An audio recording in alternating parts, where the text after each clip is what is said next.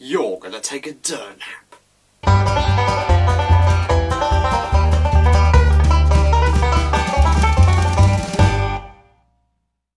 So yeah, as you probably know by that reference, you can expect that I've been playing the Bespin DLC. Yeah, I've finally got it, and it has not disappointed me, and Dengar is by far the best villain in the game.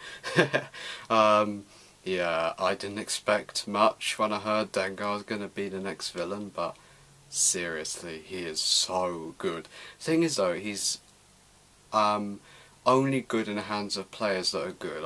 I can see, because he's got this three abilities. This is Battlefront, by the way, in case you didn't know. You probably don't even care, Matt, so I won't really discuss it all. But basically, just take my word for it. Dengar is the pro player's villain, not really the noob's villain like Darth Vader. He is the pro player's villain, but he is the best villain I've played with, and he's got the best emotes ever. Just look at them, and you'll never guess who voiced him as well, unless you guess Simon Pegg. Yeah, the Simon Pegg, Shaun of the Dead, Hot Fuzz. Yeah, he voiced him, which is weird because he actually voiced Uncharted Plot in Force Awakens. So if you think about it, he's the second actor, well, yeah, second voice actor / actor who has played two characters in Star Wars. Third actor. The first one was Warwick Davis, who basically plays every single dwarf in film. Wicket and a few Yoda scenes and a couple of extras. Then the actor who played Ki-Adi-Mundi and Newt Gunray is the exact same. Simon Pegg has now voiced Dengar in Clone Wars and Battlefront, and Uncharted Plot and Force Awakens. So there's your random fact for the day. Alright, so I am actually going to start a new thing in the vlogs. It's called My Opinion, and you can argue with it if you want. So this is basically a discussion point. Whenever you hear the lightning, yeah, that means I'm about to voice my opinion and I want you to argue with it. So that's what we're going to talk about, or discuss it. So that's what we're going to talk about. Yeah, you got a vlog before the final of the Euros, so yeah, this will work. So, my opinion about yesterday's game. It's a bit over dramatic, I know, but still, yeah. Alright, so, in my opinion, it was a deserved win last night, fair enough. Wales didn't play extremely well. I've been supporting Wales the whole tournament. Don't know if you've acknowledged that, but I've been supporting them the whole tournament. I'm really happy they got to as far as the home nation's got since 1990. So yeah, I'm really pleased with them. Should have gone a bit further, but oh well, Portugal deserved to win at the end of the day. But the entire tournament, they have not been finalist quality.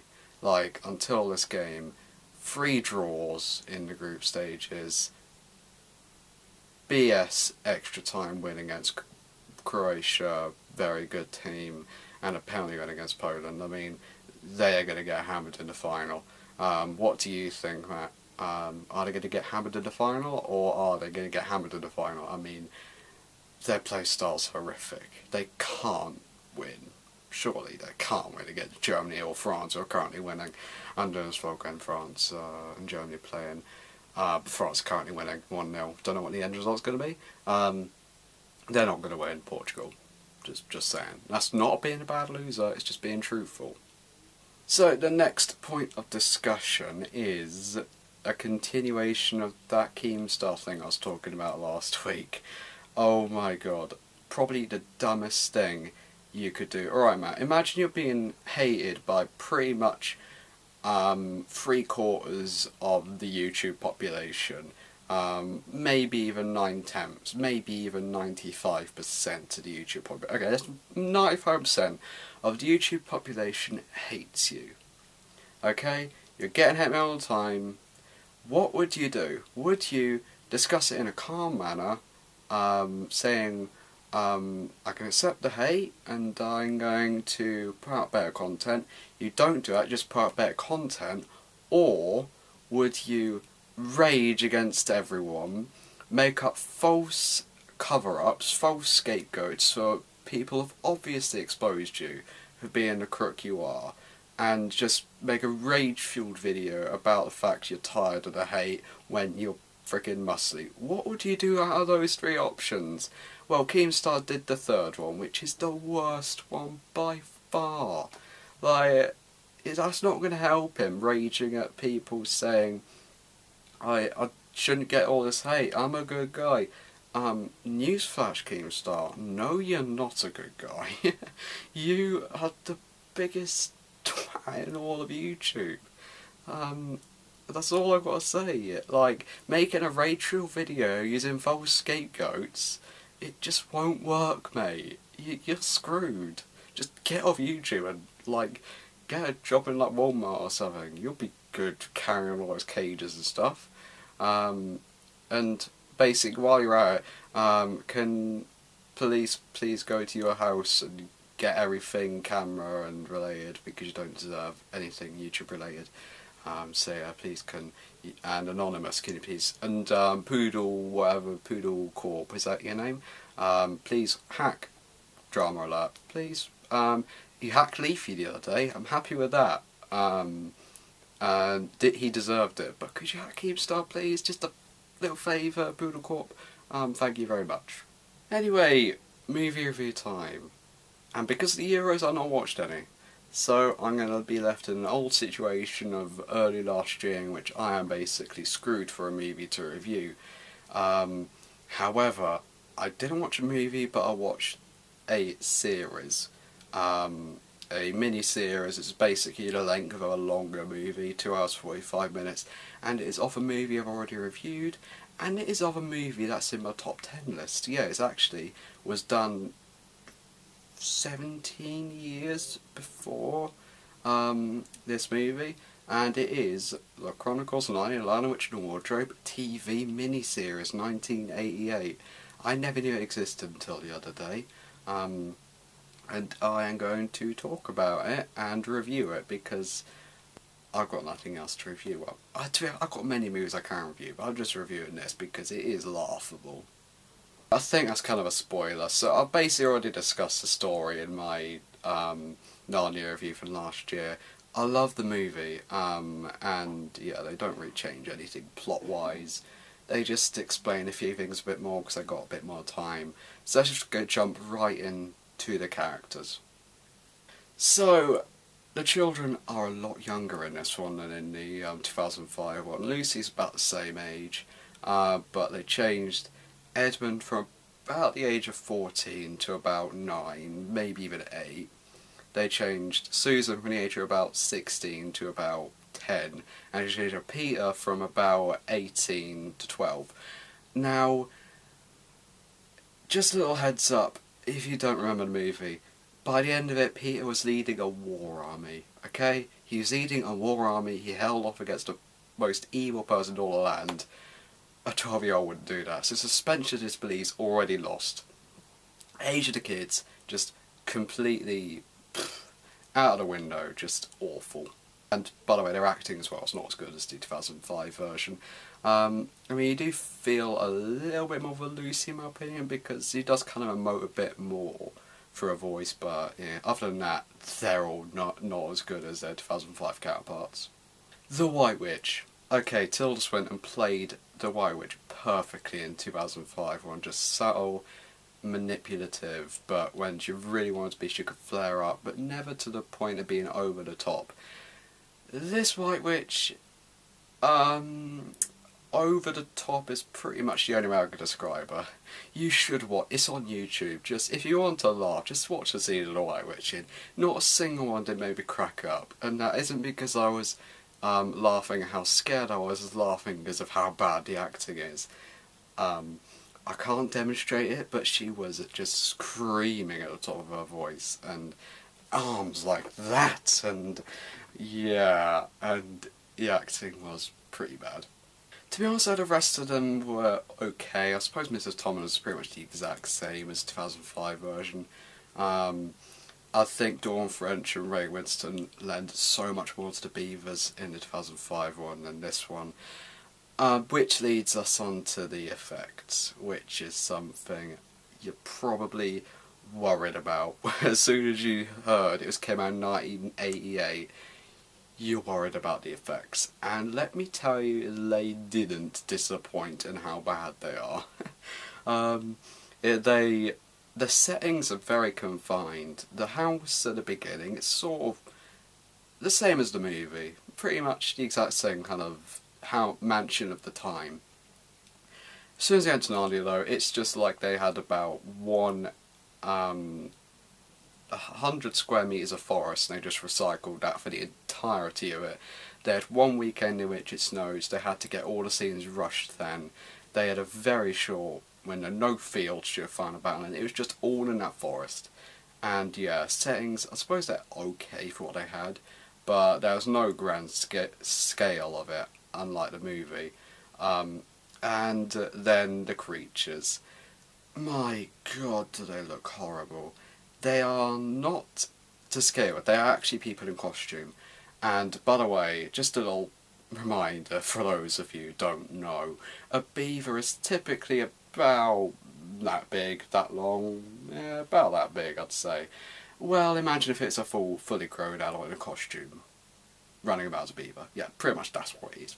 The makeup's awful, it looks awful. And then not even getting onto the wolf. Yet again, human costume, and they use some shots of a real wolf. Now, they do kind of transition between the costume and the real wolf pretty well. Or the real wolf, the costume, yeah. But then when they do the opposite, oh my god, it looks terrible. Up close transition from a wolf's head to a person's head, it's scarily bad. And then they don't even use a real wolf's howl, they use a person's howl, which, I mean, this person really isn't good at acting, whoever acted as the wolf. And why does he even need an actor in the wolf? Why do you even need a wolf? Oh my god, the effects are awful. But seriously, it's kind of just kicking a dead horse with the effects, because it is 1988, but I suppose only 3 years later Terminator 2 came out. But either way, yeah, it's a TV series, the effects can't be taken too seriously. But the filmmaking can, and the screenwriting can. So let's just take a random scene from this and compare it to the movie. Right, Edmund has just left the beaver's house in search of the White Witch. There's one of him saying he's concerned about his friends, but the witch promised him all the riches of being a king. In the movie it is summed up in one look. He looks back and then looks forward again. Brilliant acting, no words required. In the show, he literally has a conscience fly out of him as a force ghost. I've called it a force ghost. You will go to the Dagobah system. And yeah, he then just has an inner monologue with himself, about 5 minutes, just saying, you shouldn't do this. Oh yes, I should. You shouldn't. Yes, I should. It is so annoying. And the whole movie is like that. They explain rather than show. That should never be in a movie. Oh my god. Okay, that I can complain about. They do explain way too much. And the movie just showed it happen, which is so much more effective. But let's just move on to the good stuff, because I think you could probably tell it's not as good as the movie, by any stretch of the imagination, in any way. Well, okay, there's just two things I think it does better than the movie. Number one is the Professor. Now, in the movie he's played by Jim Broadbent, and yeah, you don't really see much of him, and he's kind of like an ear character. You don't remember him a whole lot, but he's Jim Broadbent, you give it a pass. In the show, however, he is actually a bit better. He explains a bit more, he seems a bit more open, he's much more friendly. And I managed to get a little bit of a laugh at him near the end when they're explaining how they lost the coach in the wardrobe. So I suppose the Professor was better in this than the movie. The other thing is, Aslan is the only good effect. If they made everything look like Aslan, the effects wouldn't have been half bad. I'm pretty sure that they spent like about 90% of the special effects budget on him. He looks incredible. And I was expecting him to look terrible, but he looks incredible. It's an animatronic, and I would even go as far to say, I know it's practical effects in the movie, it's CGI, but even then, it does look a bit better. Like, I know I'm saying it's better than the movie, but those are the only two things I think it does better than the movie, and the rest is just pretty much the same. Same story, but not as good. And I'm definitely happy it got a movie remaster, unlike the next 2005 remake, which was Charlie and the Chocolate Factory, Willy Wonka and the Chocolate Factory, another one of my favourite movies of all time. In this case, the original was better, and it even managed to get some good effects out of it. This one wasn't.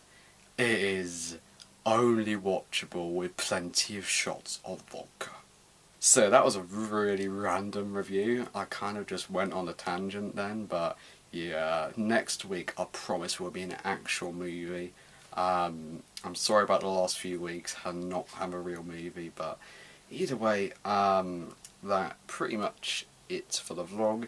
Oh yeah, by the way, the music video, Matt, it's okay. I'd like to see all of it. I do like that 4-panel effect he did. I'm just wondering, what editing software did he use to make it?